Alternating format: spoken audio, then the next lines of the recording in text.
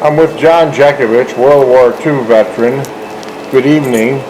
And this is May 14th, 2024, approximately 7 p.m. Eastern Time. Mr. Jekovich, do you have your dog tag number? 4209265. Okay. Are you doing good today? Great, you're doing great. You look chipper. Yeah. I had a couple questions that came in. Huh? I had a couple questions that came in from people around the world. Do you have a minute to answer a few before I read, or you want me just to read? Do what? He's got a couple of questions that came in. Do you want me to ask you the questions, or you want me to just to read? You feel like answering questions? Just a couple. Okay, just a couple. This one is from Kenya. From where? Kenya, Africa. What was the cause of World War II, briefly? What was the cause? Of World War II. Hitler was pissed off at what he had run up at World War I. He got the raw end. This one's from London, England. What countries fought in World War II? What countries passed what? What countries fought in World War II? This is from London, England. United States, England, Holland, France. All the little Netherlands countries.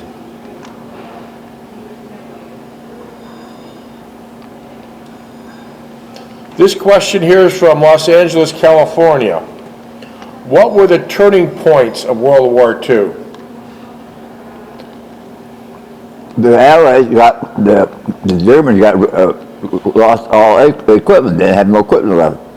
We bombed the hell out of them. Were they also out of fuel? Well, yeah, that was equipment, yeah. All right, this one is here from New York, New York. Why did Adolf Hitler start World War II? Because he got captured in World War I. Was Adolf Hitler in World War I? Huh? Was Adolf Hitler in World War I? No, he was a corporal in World War I.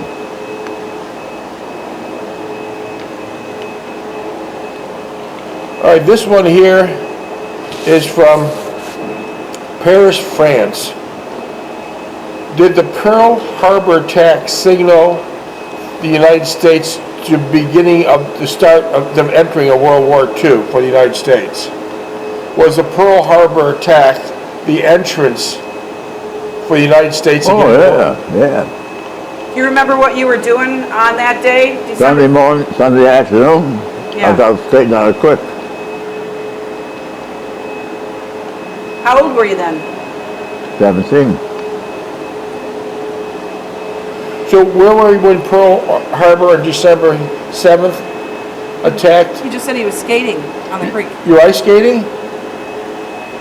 That was December 7th. The what? That was September 7th. December 7th. He was ice skating. You said you were ice skating, right? What? What were you doing December 7th, 1940? I skated out of quick.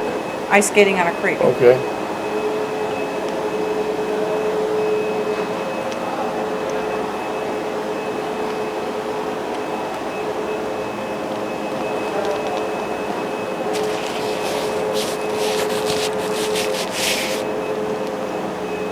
This one here is also from Paris, France.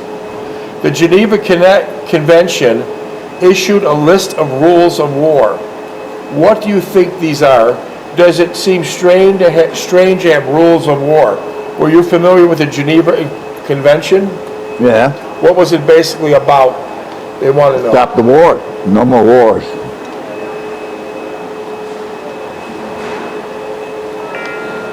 All right, this one here is also from London, England. That must have been from that newspaper they wrote about. Do you what do you think the future wars will be fought over? Say again? What do you think the future wars will be fought over? Same thing they're fighting for now.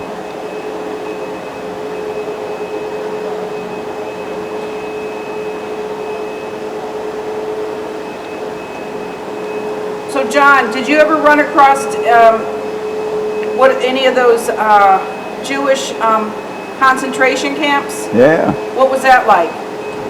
They told them, don't feed them, they're stealing bones. Don't feed them because they haven't eaten in a long time. The prisoners, you mean. Don't feed them. Don't feed them. All right, this is the last question. It's from Perth, Australia. John, do you think there'd be fewer wars in the world if all countries were ruled by women? No, that's a stupid question. Who's this, from England? Yeah, Perth, Australia. Her name, yeah, Perth, Australia. The lady from Perth, Australia asked you, John, do you think there'd be fewer wars if all countries were ruled by women? There would be more wars. There'd be more Wait, wars. say that louder. There'll be more wars. What was your answer? There'd be more wars. Oh man, I think we're gonna lose this lady as a listener. I think we just lost this lady as a listener. But that's the last question of the day. And if you don't mind, I'll start reading. We're on chapter 14 of your book. We're on page 440. And the heading of this chapter is Patrols on the Rhine, V-Day. VE Day. VE Day. What does VE stand for? VE, Victory in Europe. Oh, okay. Okay. Are you ready for me to start reading? Yeah, go ahead.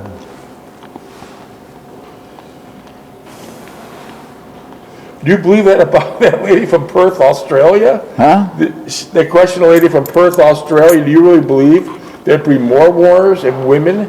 Yeah. You there'd think be so? more wars. There would be more wars, huh? Yeah. God, I hope she's not listening. I know. You're something else. Most of the counterattacks were being beaten down with high concentration of firepower. Machine gun, anti-aircraft fire, and anti-tank guns used as a direct fire weapons on oncoming enemy. Mostly it was the individual soldier laying his life on the line and going the extra effort to combat the oncoming enemy. Many acts of heroism were unrecorded for the simple fact they were taken only as routine and nothing out of the ordinary. Give an example of that, John. What do you mean by that? What were the people doing? Like, What? Say what? you said that there were many acts of heroism. Like what? There were In the many. war? Yeah. Well, some guys try to follow with something about somebody else and that. Couldn't get about the landmines. Wow. Could you imagine for a minute if you and Lape were in a foxhole and you told Lape, someday I'll be living 2 miles from your brother, 2 miles from your brother, his brother lived next to you for 21 years. Could you imagine Yeah. if you ever would tell Lape that? What a coincidence that was, that Lape's brother, who's deceased now, lived next to you, which you didn't know, for 21 long years. Yeah. That's amazing. What's the chances of that?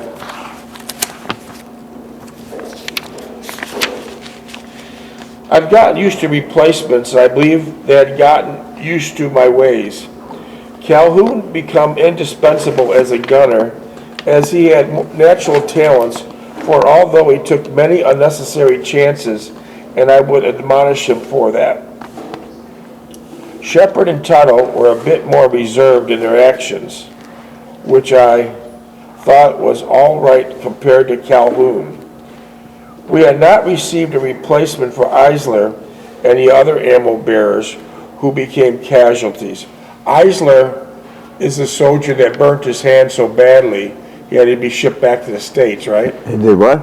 Eisler was the soldier that burnt his hand so badly with the machine gun barrel that he had to be shipped back to the States. And you never seen Eisler again? No. He got out. He got out. Lost the hand probably. We were resorting was creating a sort of havoc unit thrown together from survivors of the shattered company. Instead of the usual 4-squad platoon, we'd be down to a 2-squad platoon and pick up our other manpower from the rifle company we became attached to. The rifle company would be in the same predicament as us. They would have to make do with what was most available. We would go from building to building, the riflemen probing first, and then we would follow up with firepower. It was slow, pedestrian pace, which drained our senses, as we had to be on constant alert for snipers and counterattacks. The nights were most difficult, for there was no set established line. The enemy could double back and occupy the next building which you had previously cleared. So, would the Germans generally double back and go to a building that you just cleared? Yeah. They would notably go back there because they knew you cleared it. The Germans would go back. The Germans would go back? Yeah. If they got back that far. Whereas the riflemen have a very high casualty rate. Oh yeah, they're first on the list. What's that? They're first on the list. And where were you on the list? I was heavy weapons. I was maybe half a mile behind them. So the riflemen would basically be on foot with M1s? The what? Would the riflemen be on foot with M1s? What did the riflemen carry? M1s and carbines. And they would be, how many were in a squad of riflemen? 36. And they would go enter first to clear out an area. Well, they would enter. They wouldn't fight for us. They would go look for intelligence, look where the enemy was, see what way he could get around them and all that nonsense. Were the riflemen especially extraordinarily accurate shooters? Did the riflemen have any special talent that no one else had? Was the rifleman very talented? He was a regular G.I. Joe. Were they good shooters? Huh? Were they very accurate shooters, the riflemen? What do you mean active? Hitting their targets. Were they sharpshooters?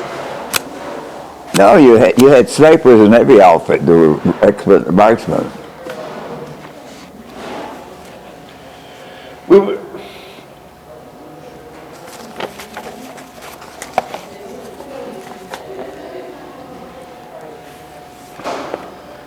We ate our rations on the run, slept very little, and did little moving about at night. In the darkness, too many men shot first and investigated later. Wandering about was strictly forbidding. Getting lost was likened to the forest.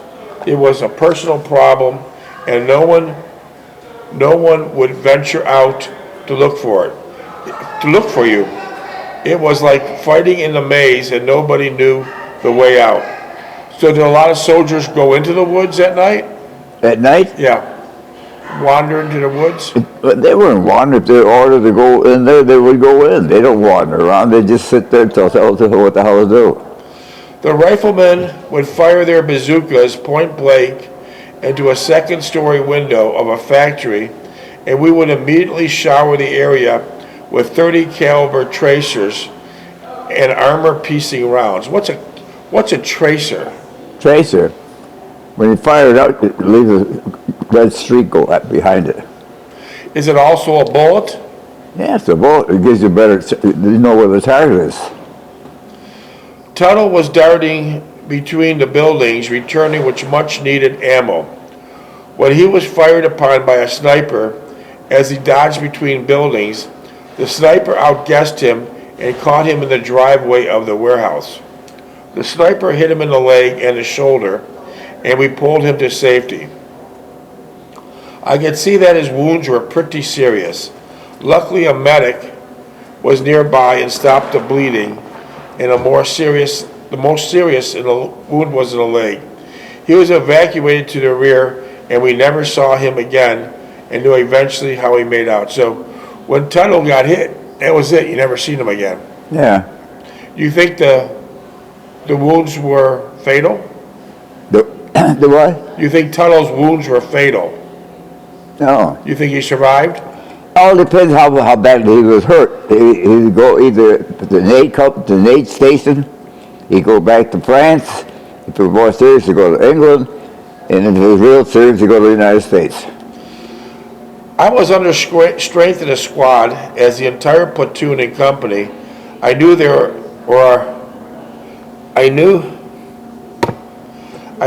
aware of this back at Company CP. What they did about it was another matter. That night we got lucky and routed a bunch of Germans onto the large building. We came to find out it was a large synthetic rubber factory making war material. Along with the capture of the factory, 2 neighboring slave labor camps containing 30 slave laborers were also liberated. What kind of people were the 30,000 slave laborers that you liberated? Were they Germans? Germans. So the Germans... Germans, Austrian, Dutch, all kinds of were fighting where they were fighting. But I don't understand why Germans would have their own race of Germans as slaves. Well, man, if they were picked up, they'd go to the first concentration camp there was. The conditions of the slave laborers worked and lived, it was appalling. They all looked starved and most suffered from tuberculosis and malnutrition. After capturing the plant and freeing the slave laborers, where would the slave laborers go? The what? Once the slave laborers are free, where would they go? They'd probably go back to home, if there was a home left. Or just wander? No, they'd find something, they'd find a farm or something. Was the slave laborers all males? Well, I think there's some females.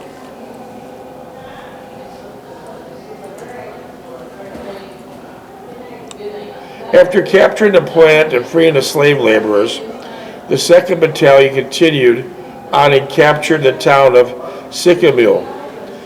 It seemed as if we did not even stop to catch our breath, let alone eat or change our wet clothing. As it got warmer, the weather turned more damp, and the rain seemed as if it would never stop. We were all soaked thoroughly and looked forward to a warm place, some hot food, and a change of clothing. Evidently, the higher-ups did not see it that way. Perhaps they were not out in the weather at all times. Company E assaulted the town Sycamore from the right and F Company on the left. Both companies started to receive small arms fire and later heavy artillery mortar and direct fire on the anti-tank weapons. Calhoun kept firing irrespective of the incoming fire, and several times I had signaled him to slow his rate of fire. The ammo bearers could not keep up, and I was so preoccupied with spotting new firing positions for the rest of the platoon, trying to keep ahead of the German anti-tank guns, I lost track of the ammo bearers.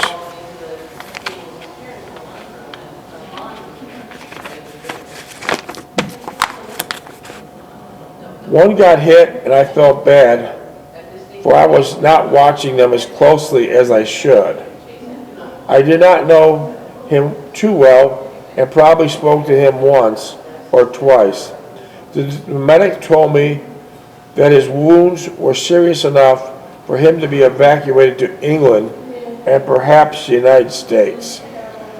Company F, after considerate maneuvering, finally outflanked the town from the north and entered the outskirts. Company E could not cross the Sycamore River as they were pinned down.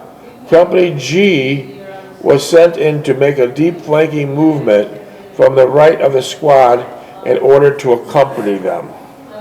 Calhoun was eager for the fight, and I admired his spirit. We selected a position, and as G Company filtered through it, we abandoned it and followed them as they moved toward the village.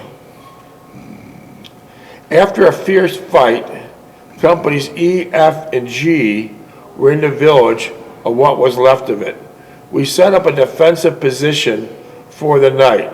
We also set up a roadblock on the edge of town, taken over a former, how much time? 9. Okay, and then let me have a break after that night. Okay. Taken over a former German bunker, which was suited for 2 men. I set up a rotating guard roster so that the remaining platoon members could warm up and change their wet clothes. Post joined us after the town was taken, and luckily everyone had a change of clothing. What was that town? In the, Does it say? yeah, the town right here is Sickenmuga. Sicking Moo River. Sickenmuga. We built it in a small farmhouse near the edge of town, not too far from our gun positions. Not too far from our gun positions. I had no idea where the civilians were occupied, but after clearing the entire farmhouse, we set up house inside. Shepherd got a roaring fire going and the fireplace in the kitchen, and we settled. You settled? Wait a second. Shepherd got a roaring fire going in the fireplace in the kitchen as we settled down to our first warm billet in a long time. Everyone got more cheery outlook on our situation. There was even talk of hot chow in the morning and maybe even mail call afterwards. Either mail call, huh? Mail call. Since we were short-handed in the platoon, I told Shepherd, who would be on guard to 300 hours, to wake me up, and I would take it until dawn. Usually there were 2 men on the roadblock, but since E Company had all men around us, I thought the men was needed the rest and I could stand it alone.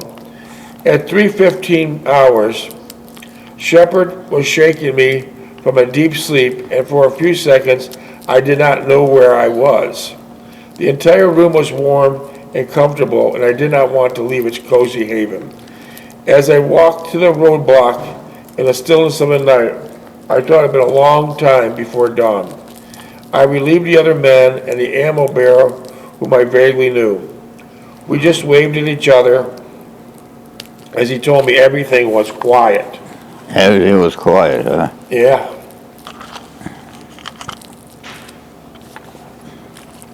As I settled into position and wondered how I was going to get through the next several hours without talking to someone to keep me up, I noticed There was a foxhole. there was a foxhole to my immediate right, about 200 yards. I could see someone moving every now and then, and I figured it was E Company. I changed my wet clothes and I dried my boots pretty much in the front of the fire before I got some sleep. It was not cold, but there was a decided chill in the air, more dampness than coldness. What year was that? What day, month? I think it's January. No, I think it's March. I think it's March. Wait, well. Hi. Suddenly, I thought of Ann and wondered what she was doing at this exact moment. I calculated the time difference between here and the States, and she would be just getting home from school. I wondered how she looked and if she had changed any. I thought of many times I had met her after school and how she looked and what she would say to me as she greeted me. I stood there looking out in the darkness, going over in my mind what I could have done differently between me and Ann. There was still no other solution to my dilemma, and it would be years later before I could look back at it objectively and say that this is what I should have done differently. The time went surprisingly fast as I watched the dawn finally overtake the darkness. It appeared that it would be another wet, dreary day with no sunshine anywhere. Calhoun relieved me on the gun and was surprised since no one awoke. No one awoke him. He stated that he'd been awake for over an hour and a bad dream had him interrupt his sleep. He dreamed that he had been shot. Calhoun was a good soldier, wasn't he? Yeah. What finally happened to Calhoun? Huh? What finally happened to Calhoun? Probably got killed. Did you know that for a fact? Huh? Calhoun seemed like an aggressive soldier. Calhoun. Yeah. Where was he from? Alabama. So he was like a farm boy? Yeah. So he wasn't, it didn't sound like he was too scared. He didn't seem too scared, did he? No. He seemed like he was always firing. Or at least he calls it animals around. Did you, yeah, he went through a lot of ammo. But you have no idea what finally happened to him? He was transferred out of the company. Was he older than you? Huh? Was he older than you? Oh, 19 years old. Why would he have been transferred out of the company? Why was he transferred out? I don't know, maybe he had 4 kids in the service and he said that's not allowed anymore. Okay. I got no sooner to the billets that the runner from the CP came out and told me to prepare to move out right in after chow. What's the CP? What's the CP? CP command post. Post came up shortly with hot steaming pancakes, syrup, and plenty of steaming hot coffee in several Marmite cans. Marmite cans. I must have eaten over a dozen hotcakes and drunk several cups of coffee. We washed our mess kits in the farmhouse kitchen, each taking turns working the pump at the sink. What's your record of eating hotcakes? What's your record number of eating hotcakes? 27. Yeah, they're small ones. No, Did you have syrup? Not that big. Did you have syrup? Huh? Did you have syrup? Yeah. It brought back memories of doing the exact same thing at Renee's house. I missed her very much, and it was the only and deadly temple of her present light that kept her of my hearts and thoughts. Division headquarters from Imu to Mara and the rest of the division continued to attack at 0800 hours. With the objective of paralleling the dormant Ems Canal and about midway through the die-hard forest to the south of the halter. Was that forest actually named Die-Hard?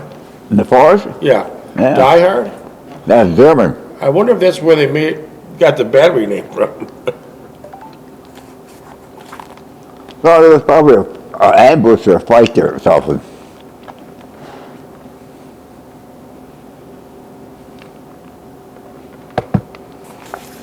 The 291st Infantry was on the left and attaining its objective, cleared the die-hard forest and meeting the only light resistance. Later that same day, 4 88 millimeters and 2 75 millimeter guns were overrun by the reconnaissance troop with a platoon of the 744th Tank Division. They were also engaged 4 German tanks near ready, but no casualties were inflicted at this time. We were moving from sector to sector, first with E Company, and then with F Company, and then with G Company. Wherever the resistance was the greatest, or whichever section the heavy weapons were the closest, despite the rain and the poor visibility,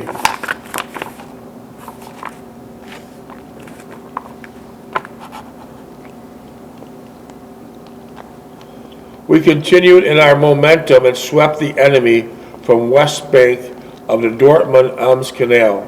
Patrols were active at a division level, but luckily we were so occupied with assisting the rifle companies that they could not pull us off that duty and put us on a patrol. We just cleared the northwest section of the Dantlin by 07